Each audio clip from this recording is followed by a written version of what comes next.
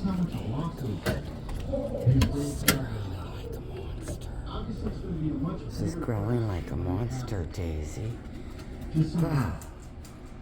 Wow. 750 billion in losses Wow. on real estate debt. All right, and of course